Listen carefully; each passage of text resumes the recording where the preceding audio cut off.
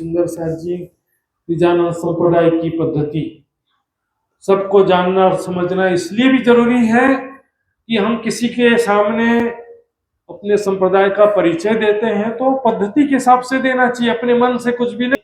सदगुरु ब्रह्मानंद है, बोलो श्री प्राणनाथ प्यारे के। सदगुरु कौन है? ब्रह्मानंद। यहां पर ब्रह्मानंद शब्द से थोड़ा सा कंफ्यूजन होता है। पहले तो किसी शरीरधारी व्यक्ति को गुरु नहीं कहा यहां। मूल रूप से राज्य ही सबके सदगुरु है। उनकी शक्ति किसी तन के माध्यम से, ब्रह्मात्मा के माध्यम से जागनी कार्य करती है, इसमें कोई डाउट नहीं है। लेकिन मूल रूप से कौन है? प्रज्ञानम ब्रह्म। ब्रह्म ही ज्ञान स्वरूप है। राज्य के हृदय में ज्ञान का छटा सागर है, वही तो ज्ञान की बूंद यहाँ पर आई है ना। और उसमें भी ज्ञान, ये जो वाणी है, श्रीमुख वाणी, ये सबसे बड़ा ज्ञान का सागर है। उसी में से हम कुछ बूंदे आपके सामने रखते हैं। धनी जी ले आए धाम से वचन, जिनसे न्यारे न होए चरण। तो मूल रूप से राज्य है। ब्रह्मानंद का मतलब ब्रह्म के आनंद स्वरूप श्यामा जी नहीं है यहाँ पर अर्थ एक्चुअल में, क्योंकि इसका जो प्रमाण श्लोक के नीचे देखिए, ब्रह्मानंदम परम सुखदम। संस्कृत में क्या होता है देखिए, ब्रह्मानंदम का मतलब होता है आनंद स्वरूप ब्रह्म।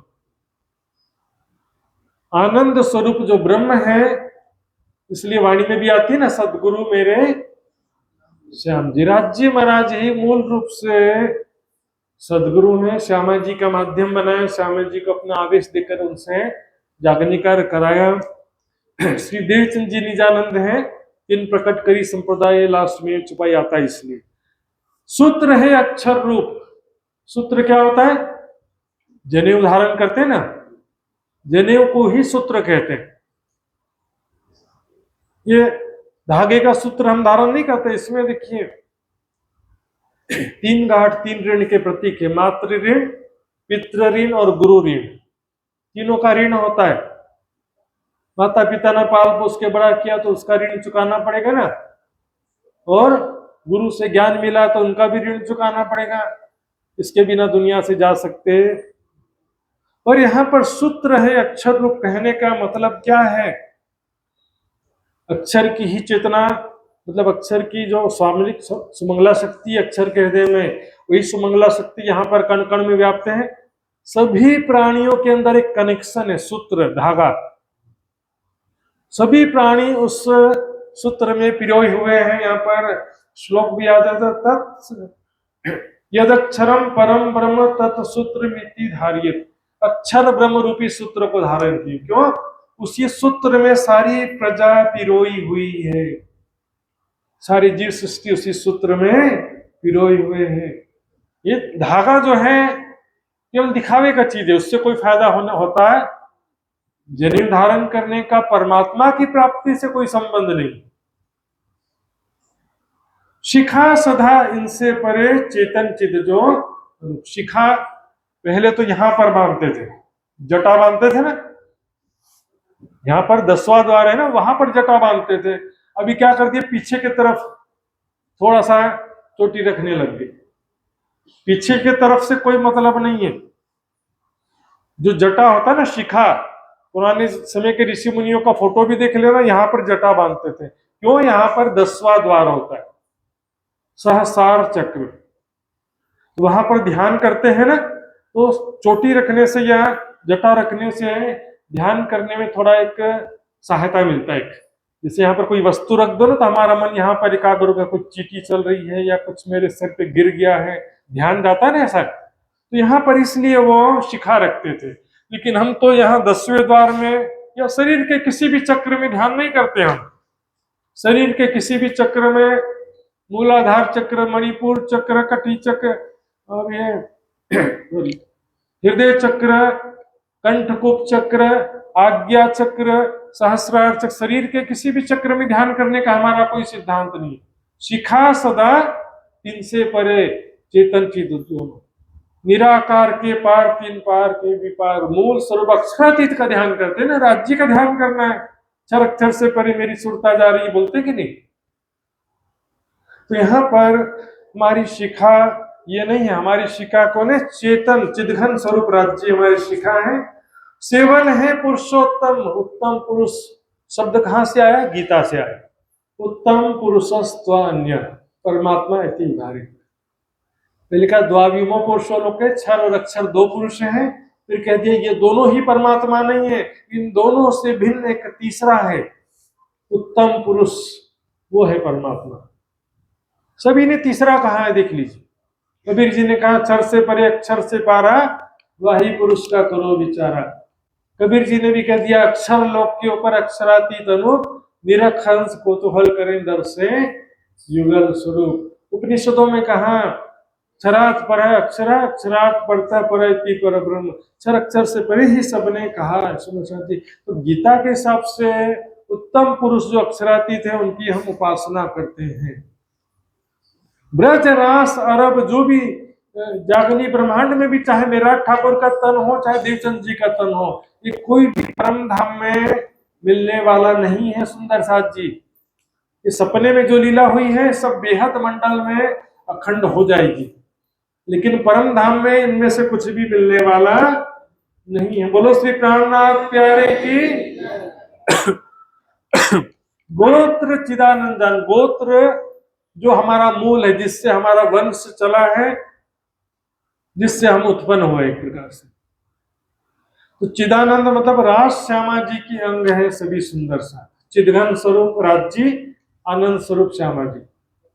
तो राज श्यामा जी ने अंग कह देते हैं, राज जी के भी अंगे कह देते कि नहीं।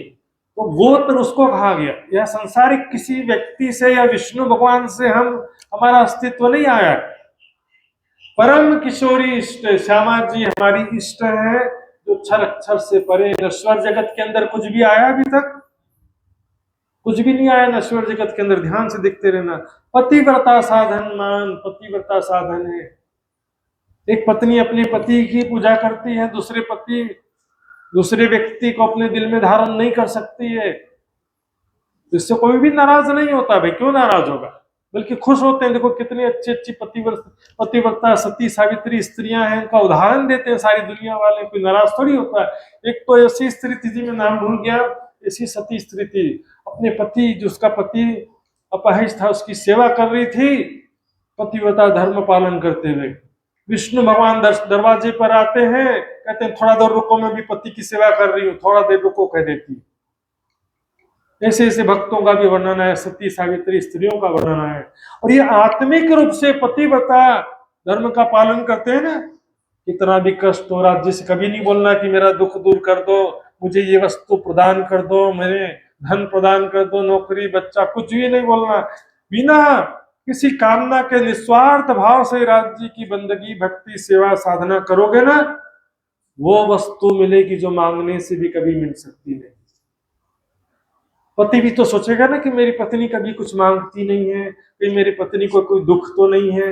और दुनिया में तो ऐसा होता है कि पति को मालूम नहीं रहता कई बार कि पत्नी को कोई दुख है, लेकिन राज्य को तो सब मालूम है ना भाई। राज्य को नहीं मालूम कि हमारे को क्या दुख है, हमको बोलना पड़ेगा तभी मालूम चलेगा। राज्य को बोलने की जरूरत नहीं है। सच्चे दिल से निस्वार्थ भाव से प्रतिव्रता साधन का पालन करते जाइए। इस विषय में देखो गीता का भी श्लोक प्रमाण में दिया, ना हम वेदर न तपसा न दाने न चेत्या भक्तिया तो अनन्या शक्य अहमेव विधो अर्जुन। ये प्रमाण दे रहे हैं कि गीता में भी लिखा, मैं बोल रहा था ना, भक्तिया तो अनन्या, अनन्य प्रेम लक्षणा भक्ति। अनन्य मतलब एक के सिवा किसी दूसरे अन्य का भक्ति नहीं करना है। युगल किशोर को जाप है मंत्र तारतम सोए युगल किशोर। राज श्यामा जी जप क्यों होता समझिए पहले। एक होता शुष्क जप, न वैराग्य है, न जिसका जप कर रहे हैं उसका पहचान भी नहीं है। यदि आप राज श्यामा भी मुख से बोल रहे हैं, लेकिन राज श्यामा जी के स्वरूप की पहचान नहीं है, धाम की पहचान नहीं है, लीला की पहचान नहीं है, हमारे आत्मा के संबंध की पहचान नहीं है, तो मात्र मुख से राज श्यामा कहने से कोई भी फायदा नहीं होने वाला। जिसका नाम लेते हैं ना उसका पूरा स्मरण हो जाता है। नाम से प्रॉब्लम नहीं है। देखो ग्रंथों में परमात्मा के अनेकों नाम लिखे हैं, राम, कृष्ण, शिव, ओम, गणपति, सारे नाम परमात्मा के भी हैं और सारे नाम यहाँ पर देवताओं या महापुरुषों के भी हैं। वेदों में क्या कहा गया? एकम सद विप्र बहुधा वदंती, एक सत्य परमात्मा को ज्ञानी जन अनेकों नाम से पुकारते हैं। राम मतलब सभी योगियों के हृदय में रमन करने वाला परमात्मा।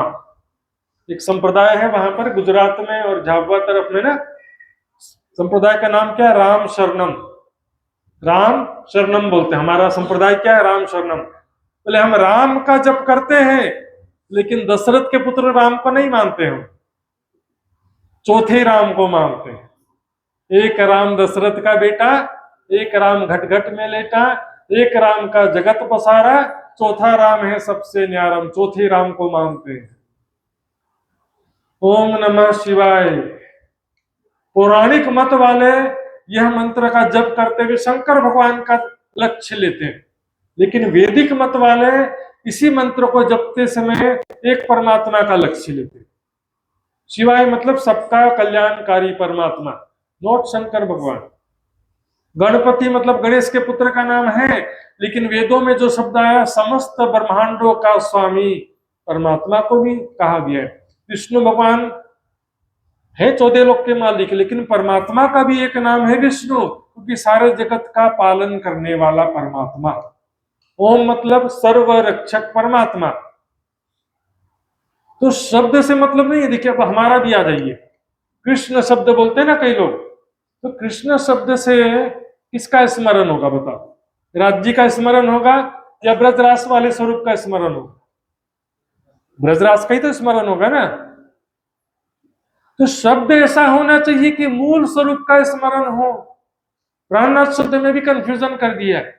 प्राणनाथ जी बोलूंगा तो ज्यादातर लोगों के मन में मेहराज ठाकुर का भाव आएगा, आएगा कि नहीं आएगा? प्राणनाथ जी महाराज बोले तो मेहराज ठाकुर महामती जी की बात कर रहे हैं, जबकि वाणी में क्या कहा गया? श्री प्राणनाथ निज मूल पति, दो सुपन ए तीसरा दिखाया प्राणनाथ। लेकिन स्मरण नहीं हो रहा तो क्या करें? प्रॉब्लम हो गया ना। शब्द में प्रॉब्लम नहीं है, शब्द का भाव लक्ष्य नहीं ले पा रहे, इसलिए राज श्यामा जी बोलेंगे तुरंत स्मरण होगा। और वो भी राज श्यामा जी के स्वरूप का ज्ञान है, वहां की शोभा का, लीलाओं का ज्ञान है, तो राज श्यामा शब्द आपको पूरे परम धाम का भी स्मरण करा सकता है। बोलो श्री प्राणनाथ प्यारे की। दाज बूझत है एक शब्द में जब कहूं धनी श्री धाम, दर्द पूर्वक विरह पूर्वक पहचान के साथ में है धाम धनी पुकारो। हमारी दर्द पुकार राज्य तक पहुंचती इसमें न। युगल किशोर को जापे मंत्र तारतम सोए। तारतम सुंदर साथ जी, एक होता ज्ञान, पूरी वाणी ही तारतम ज्ञान है। जो 6 चौपाई है उसको तारतम मंत्र यहां पर कह रहे हैं, 6 चौपाइयों को। अब ध्यान देंगे सुंदर साथ जी, 6 चौपाई भी कहां कहां क्या क्या अवतरित हुई जरा जानना जरूरी है। पहली चौपाई जो थी देवचंद जी के तन के माध्यम से अवतरित हुई, क्योंकि राज जी ने केवल ज्ञान कहा था जो बातचीत कर रहे थे। श्याम जी के मंदिर में बातचीत हुई और उसके बाद जो है देवचंद जी ने गुरु शिष्य परंपरा का निर्वाह करने के लिए पहला चौपाई हुआ। एक लाइन का नहीं हुआ सुंदर साथ जी, बस 2 लाइन की एक चौपाई। चौपाई का मतलब होता है 4 चरण हो जिसके, और एक लाइन 16 अक्षरी करते रहते। 16 अक्षर होता भी नहीं है, जबरदस्ती घटाने की बात। 6 चौपाई पूरा तारतम मंत्र, अभी ध्यान से सुनिएगा एक एक रहस्य, ठीक है? निर्नाम कृष्ण जी अवतरित हुआ तो कोई बात नहीं। उसके बाद जो है 4 चौपाई, दूसरी से 5वीं तक 4 चौपाई इंद्रावती जी के तन से दीप बंदर में अवतरित हुई, ठीक है? दूसरी चौपाई क्या है बोलो? श्री नहीं, श्री देवचंद्र जी सत्य छे, ये गुजराती की चौपाई अवतरित हुई थी पहले। आज भी गुजराती स्वरूप साहब में लिखा है ना, जामनगर नौतनपुरी के गुजराती स्वरूप साहब में आज भी यही मंत्र है, और वहां के सुंदर साहब आज भी यही मंत्र बोलते हैं।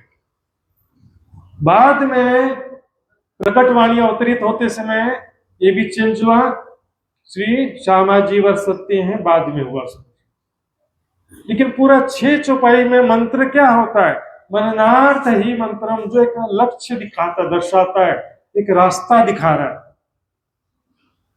वाणी मेरे पियो की नारी जो संसार, ये सतवाणी मत के ले मुझे इनको सार। यदि वाणी का मंथन ही नहीं किया तो 100 बार नहीं 1 करोड़ बार बोलो ये सतवाणी मत के ले मुझे इनको सारे, सतवाणी मत के ले मुझे। वाणी का मंथन ही नहीं करना, बस जपते रहने से कोई फायदा होगा? गुड़ मीठा होता, गुड़ मीठा होता, खाना ही नहीं है तो फिर वाणी पढ़ोगे नहीं तो चुपाई बस बोलने से कुछ नहीं होने वाला। ये सुख देव ब्रह्म सृष्टि को तो मैं अंगना ना, जब ये सुख अंग में आवी, वाणी मंथन करेंगे तो कई सत सुख मिलेगा, और जो सत सुख आएगा तो छूट जाए सब विकार, आयु आनंद अखंड घर। एक रास्ता दर्शा रही है 6 चौपाइयां। एक चौपाई एक लाइन की तो बात ही नहीं है, और ये क्या है, एक मार्ग दर्शाया जा रहा है, उसका पालन करना है ना। जप तो क्या है, युगल किशोर को जप कहा है ना, मंत्र अलग है, जप अलग चीजें। ब्रह्म विद्या देवी सही, देवी क्या है, ये ब्रह्म विद्या, राज्य के हृदय से ये वाणी प्रकट हुई। ब्रह्म विद्या देवी कही। सुंदर साथ जी वाणी को भी, तारतम ज्ञान को भी 5 शक्तियों में गिना गया है सुंदर साथ जी। इच्छा दया ने आवेश देने की दो ते माहे एक इंद्रावती कहवाणी सहू में महामती। तो हिंदी की छुपाई है ना, वैसे गुजराती में भी प्रकाश, गुजराती में भी सेम छुपाई है। ये 5 मिल भई महामत, उसको यहाँ क्या लिखा है, ते माहे एक इंद्रावती कहवाणी सहू महामती। एने अंग आया बुध अवतार, तारतम अंग थयो विस्तार, इच्छा दया ने आवेश, एने अंग की धो प्रवेश। बुध अवतार जागृत बुद्धि है ना, और तारतम ज्ञान, इच्छा यानी हुक्म, आवेश एणे अंग की धो प्रवेश। तो ये जो शक्तियां सब आती हैं सुंदर साथ जी, ये ब्रह्म विद्या को भी देखिए, इसमें जो कागज है ना, स्याही है, वो जड़ है, लेकिन इसमें जो ज्ञान निहित है, ज्ञान तो एक शक्ति होता है ना, ज्ञान जड़ वस्तु नहीं है। कागज जड़ हो सकता, स्याही जड़ हो सकता, ब्रह्म विद्या देवी सही सुंदर साथ जी। और भाव प्रधान है इसमें। जिस घर में या मंदिर में नियमित रूप से वाणी को पधरा कर सेवा पूजा आरती भी होती है ना, वहां पर भी राज्य की शक्ति आ जाती, वास होता राज्य की शक्ति। तो जो भी काम करना है वाणी को पधरा करके, वाणी की पूजा आरती करते हुए सारा कार्य करना है। शादी हो, कुछ भी हो, बच्चे का जन्म है, कोई भी पूजा पाठ 16 संस्कार करना है, राज्य के वाणी के साथ करना, राज्य की ही आरती उतारना, राज्य की परिक्रमा करना है, राज्य की वाणी को राज्य का स्वरूप मान करके भोग लगाना है। बस पूरी नौतनपुरी हमारी पूरी है, जहां पर ये ज्ञान सबसे पहले प्रकट हुआ। 7800 पक्ष शाखा सही, 7800 108 पक्ष की शाखा, पहले कई बार सुना होगा आपने। नवधा भक्ति 3 प्रकार से की जाने वाली भक्ति, पुष्टि मर्यादा प्रवाह, 3 प्रकार का गुण, सतोगुण, रजोगुण और तमोगुण। 9 तिया 27, 27 तिया 81 हो गया। 82वां पक्ष वल्लभाचार्य जी का, 83वां पक्ष अक्षर की पंचवासनाओं का, उसके बाद 25 पक्ष धाम है। धाम तालाब कुंजवन सोहे माणिक नहरे, वन की जो है पश्चिम चौगान बड़ो वन कहिए, पोखरा जी जमुना जी रहिए, 8 सागर 8 जी की, ये 25 पक्ष हैं धाम धनी के। उसमें ध्यान देंगे। नवधा भक्ति की बात आई है सुंदर साथ जी। नवधा भक्ति के विषय में एक चौपाई बोलते हैं ना, क्या बोलते हैं, नवधा से न्यारा कहिया 14 भवन में नहीं।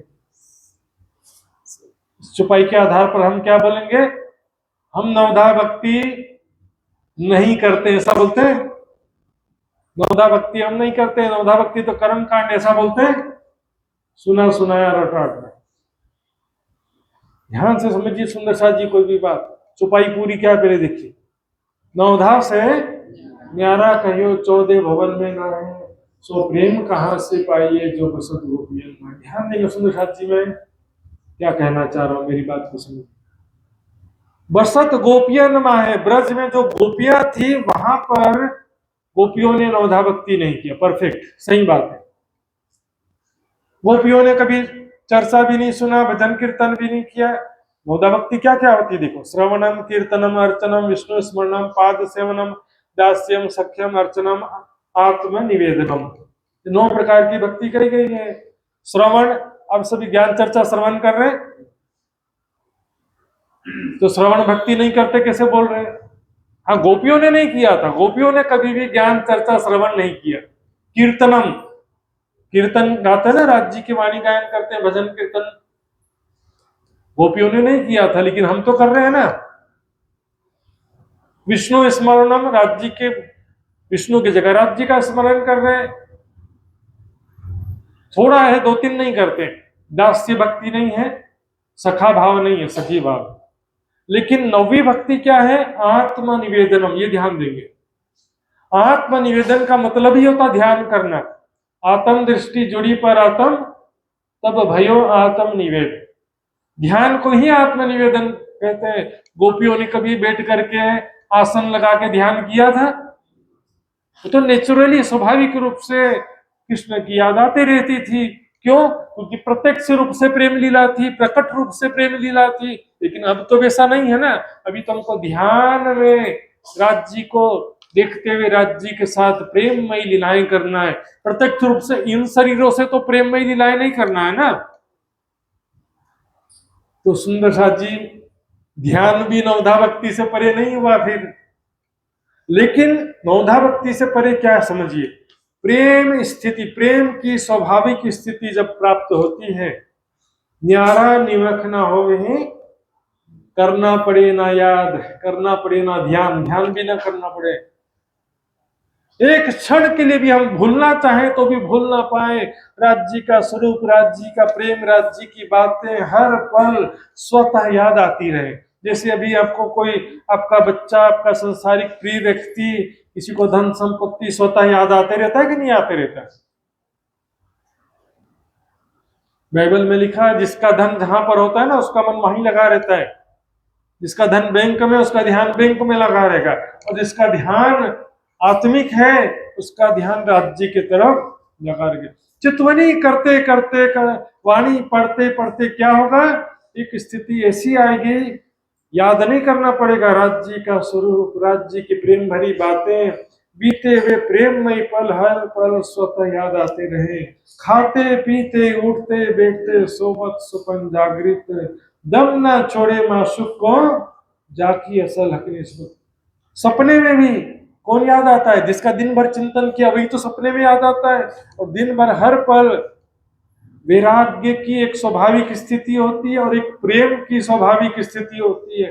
वैराग्य की स्वाभाविक स्थिति में क्या होता है, संसार हर पल अग्नि के समान लगते रहेगा, संसार में कुछ भी अच्छा नहीं लगेगा। और प्रेम की स्वाभाविक स्थिति में प्रेमास्पद राज्य की याद हर पल आती रहेगी। सुंदर साथ जी, शाला है गोलोक, गोलोक अखंड ब्रज लीला 5वीं बहिष्ठ, उसको बोलते हैं गोलोक। हमारी जो ब्रज लीला अखंड है ना बेहद मंडल में, वो हमारी शाला है। सदगुरु चरण को क्षेत्र है जहां जाए सब सुख।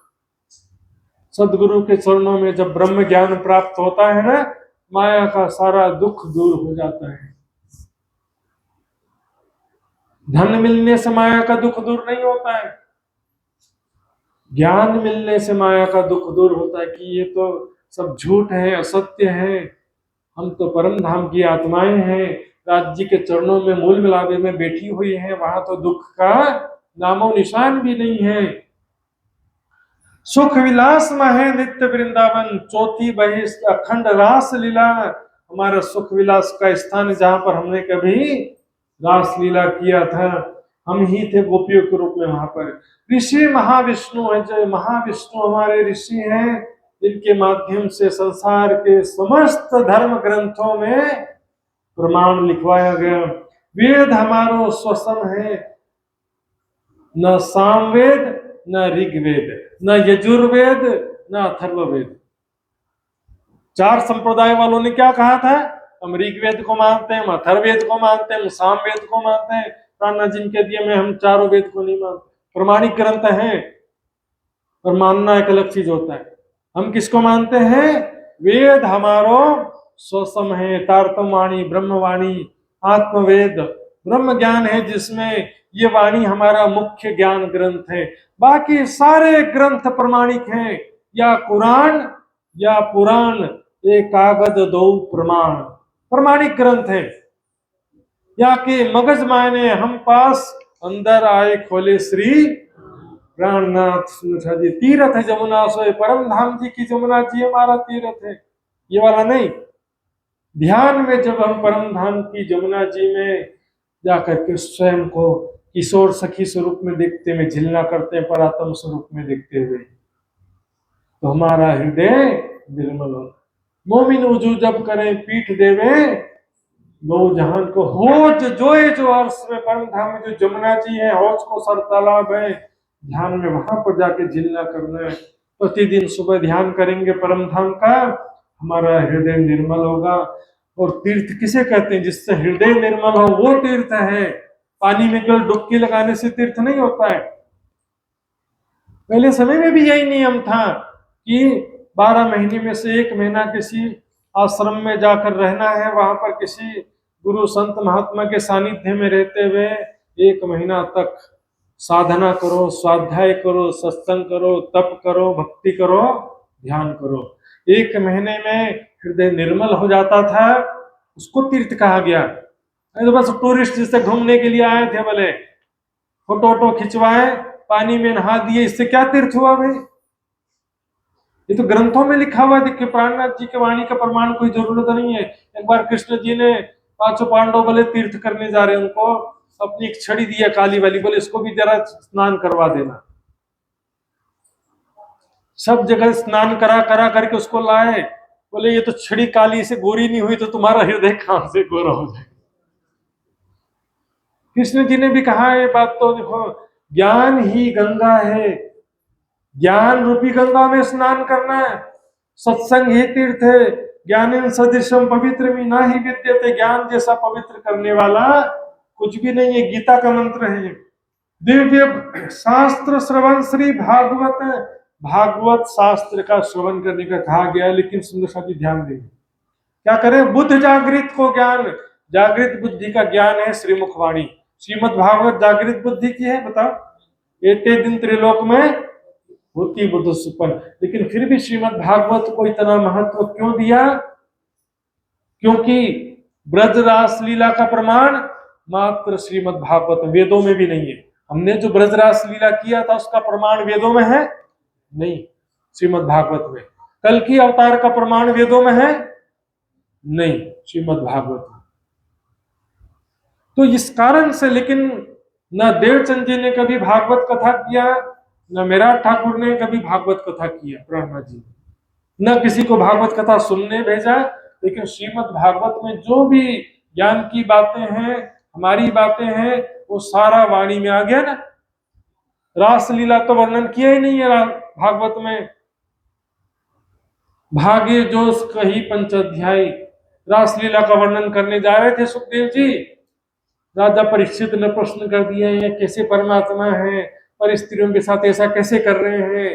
कहने वाला उठ के गया, मैं जोगी तो राजा रहिया, रास का सुख न जाए कहिया। वो रास ग्रंथ श्री मुखवाणी में विस्तार से रासलीला का पूरा वर्णन है वाणी में, और जो बात पहले से लिखी है वो दोबारा रिपीट नहीं किया। तो ये शास्त्र श्रवण श्री भागवत बुद्ध जागृत का ज्ञान है हमारा। श्री मुखवाणी जागृत बुद्धि की तारतम वाणी है। सुंदर शांति कुल मूल हमारो आनंद, हमारे कुल का मूल क्या है? श्री श्यामा जी आनंद स्वरूप। और इसका फल क्या है? निजानंद संप्रदाय के सिद्धांतों पर चलने का फल क्या है? फल नित्य विहार प्रमाण, परम धाम में 25 पक्ष में धाम धनी के साथ में लीला विहार करना, इस वाणी का फल है। श्री कुलजम स्वरूप ग्रंथ को जो करही नित्य पाठ, अहिनी श्रीबल स्वरूप सो खेले सातो घाट। नित्य प्रति प्रेम पूर्वक, विरह पूर्वक परम धाम की वाणी पढ़ते हैं ना, परिक्रमा सागर श्रृंगार की वाणी, स्वयं राज्य चितवनी करवा रहे। लेकिन एक बार यदि चर्चनी समझ गए हैं तो फिर ये परिक्रमा की सागर श्रृंगार की वाणी समझ में आएगी, नहीं तो नहीं आती। चर्चनी सीखना बहुत जरूरी है। महाराज जी इतना मेहनत करके आपको दिन रात प्रोजेक्टर पे नक्शा में समझाते हो सुंदर सा। निजानंद संप्रदाय का अद्वितीय ज्ञान है ये, परम धाम की शोभा स्वरूप और लीलाओं का ज्ञान। कुछ लोग क्या किए, मात्र नक्शा सीख लेते हैं, 10 मंदिर लंबा, 100 कोस लंबा, 500 1000 कोस लंबा, लेकिन कभी भी वैराग्य नहीं होता है, कभी भी प्रेम पूर्वक लीलाओं का ध्यान नहीं करते। इससे क्या हो गया, चर्चनी बदनाम हो गया। गलती चर्चनी की नहीं थी, उनकी गलती थी। परम धाम की शोभा समझे, मान लो पाट घाट की देवरी की शोभा समझे, यमुना जी के ऊपर 150 मंदिर का लंबा चौड़ा पाट घाट है, देवरी है, गुम्बद, वहां पर बस बना करके बिल्डिंग खड़ा कर देना है, वहां पर जाकर के कभी दर्शन भी तो करो। वहां देखो उस बड़ी सी देवरी है पाट घाट, राज श्यामा जी और हम सभी सखिया मिलकर वहां पर लीला विहार कर रहे हैं। राज जी के साथ में कैसे प्रेम से बातें कर रही हूँ, राज जी के साथ कैसे मैं एक साथ एक ही हिंडोला में विराजमान होकर झूला झूल रही हूँ। राज जी के साथ, श्यामा जी सखियों के साथ प्रेममयी लीलाओं का ध्यान करो, तब चर्चनी सीखने का फायदा है। और चर्चनी सीखे बिना न शिवा पूजा समझ में आएगा, न परिक्रमा की वाणी समझ में आएगी, न सागर श्रृंगार, न महामती जी के बड़ी व्रत। बैठे रहो, बरसात तो बरस रहा है लेकिन हमारा लोटा उल्टा रखा हुआ, उसको सीधा नहीं करेंगे तो पानी कैसे भरेगा उसमें। दिव्य ब्रह्मपुर धाम है हमारा घर, कहां पर है, दिव्य ब्रह्मपुर। वहां क्या कर रहे थे, रंगनाथ धाम है। ये मृत्यु लोक में कोई बोल रहे हैं कि द्वारकापुरी धाम है, कोई बोल रहे हैं कि वृंदावन धाम है, जगन्नाथपुरी धाम है। ये तो मृत्यु लोक में है भाई, सब लय हो जाने वाला। अखंड ब्रजरास भी बेहद मंडल में है, और उससे भी परे परमात्मा का दिव्य ब्रह्मपुर परम धाम है। घर अक्षरातीत निवास निजानंद है संप्रदाय। पूज्य चरणराज महाराज जी को भी सब जानते हैं, लेकिन गुजरात में जो परमहंस महाराज हुए थे उनका नाम है कृष्ण प्रियाचार्य जी महाराज। भद्रावतीपुरी धाम बोलते हैं, भरोड़ा, बड़ोदरा नहीं, भरोड़ा एक जगह है, वहां पर उनका स्थान है आज भी। परमहंस कृष्ण प्रियाचार्य जी महाराज बोलते हैं उनको। उन्होंने अपने ग्रंथ में लिखा है, 2 नामा किताबें, महाराज जी पढ़े उनकी नहीं आप लोगों ने, गुजराती किताबें 2 नामा किताब, उसमें स्पष्ट रूप से लिख दिया है कि प्रणामी प्रणामी कृष्ण प्रणामी कृष्ण प्रणामी, ऐसा कोई भी शब्द किसी भी प्राचीन साहित्य में नहीं लिखा है। ये शब्द आया कहां से मुझे समझातू नहीं, गुजराती में लिखने मुझे समझ में आता नहीं है। इसलिए वो बड़ौदा में जो धाम है ना, भद्रावतीपुरी धाम, उनका जो मंदिर है, उस मंदिर का नाम क्या रखा है, श्री राज मंदिर। आज भी देख लो, जबकि उसी समय में अनेकों मंदिरों का नाम कृष्ण प्रणामी मंदिर लिखा जा चुका था। मैंने ध्यान दिया, पन्ना जी में जो चोपड़ा जी मंदिर है ना, जब पन्ना जी जाओ ना तो थोड़ा दूर हट करके उसके गुम्मट की तरफ देखना, गुम्मट में क्या लिखा हुआ है, श्री राज श्यामा जी मंदिर। कृष्ण प्रणामी शब्द तो कहीं था ही नहीं सुंदर साथ जी। ये शब्द जो है कहां से आया वो भी बताऊंगा मैं, क्यों आया ये भी बताऊंगा, जानकारी के लिए आपके। श्रीमद महाभारत का श्लोक है, एको अपि कृष्ण से कृता है प्रणामो दशाश्वमेधि भृतेन तुल्य। एक बार कृष्ण को प्रणाम करने से 10 अश्वमेघ के बराबर होता है, लेकिन दशाश्वमेधि पुनरेति जन्म कृष्ण प्रणामी ना पुनर्भवाय। 10 बार अश्वमेघ यज्ञ करने वाले का पुनर्जन्म होता है, लेकिन कृष्ण जी को प्रणाम करने वाले का जन्म नहीं होता। अब ये श्लोक तो ले लिया, लेकिन इस श्लोक का पूरे वितक में, वाणी में, और लालदास जी, मुकुंदास जी, जितने भी प्राचीन साहित्य, किसी में इस श्लोक का रेफरेंस लिया ही नहीं है। ये श्लोक कभी कहीं पर प्रमाण में नहीं दिया। लल्लू भट्ट की वितक वृतांत मुक्तावली में देखो सैकड़ों श्लोक प्रमाण में दिए गए, लेकिन ये श्लोक कहीं भी क्यों नहीं दिया, क्योंकि इस श्लोक से हमारा कोई लेना देना नहीं है। ये श्लोक है, भीष्म पितामह बाणों की शैया पर लेटे हुए हैं, 5 पांडव और कृष्ण जी, द्वारकापुरी वाले कृष्ण उसे मिलने आते हैं। अब भीष्म पितामह पांचों पांडवों से कह रहे हैं कि सामने जो द्वारकापुरी वाले कृष्ण खड़े हैं उनके विषय में बात कही जा रही है। 50 के सिद्धांत क्या है? एक ही सिद्धांत से कंफ्यूजन होता है कि हम एक ही परमात्मा की उपासना करते हैं। तो लोग समझते हैं देवी देवता की पूजा नहीं कर रहे हैं तो ये क्या है, मुसलमान ऐसा समझ लेते हैं। लेकिन हिंदू धर्म में भी देखो, आर्य समाज भी बहुदेव पूजा तो नहीं करता है, लेकिन उनको तो कोई मुसलमान नहीं कहता है। हम ना मांस खाते हैं ना नमाज पढ़ते हैं, भैया सारी पद्धति तो हिंदू के अनुसार ही है ना, लेकिन एक परमात्मा की ही उपासना करते हैं, उनकी ब्रह्मवाणी को ही परमात्मा का स्वरूप मानकर उपासना करते हैं। हिंदू मुस्लिम सिख ईसाई सभी ग्रंथों में एक ही परमात्मा की बात लिखी है, सोई खुदा सोई ब्रह्म का सिद्धांत जरूर है, लेकिन जो जाहिरी धर्मावलंबी गलत कार्य करते हैं तो उनका हम समर्थन करते नहीं। सुंदर शाह निजानंद है संप्रदाय उत्तर प्रश्न प्रकाश, श्री देवचंद जी निजानंद तीन प्रकट करी संप्रदाय ये है, इनसे हम लखी हैं अब द्वार पावे होते प्यारे की